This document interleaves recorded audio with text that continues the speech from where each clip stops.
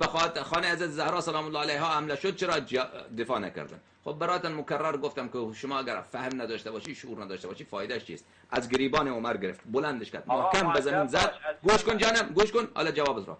محکم بلند به زمین زد، روی سینه‌اش نشست، گفت اگر امر رسول خدا صلی الله علیه و آله و سلم بر جنگ کردن نبود و رسول خدا صلی الله علیه و آله و سلم مرا از جنگ کردن منع نکرده بود، همین الان تو رو جهنم واصل می‌کردم.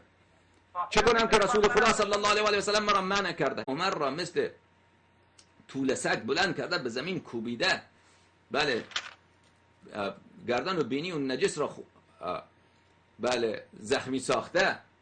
خب این دفاعه. و بعد عمر مثل زن باکره که شروع کرده به چیخ زدن که مرا ول بکن، مرا رها کن، مرا نکش. خب این دفاع کردن دیگر نامذهب. بعد از این چی میخوای دیگه تو؟ ثانیا رسول خدا صلی الله علیه و آله و سلم ایشان را منع کرده از شمشیر کشیدن.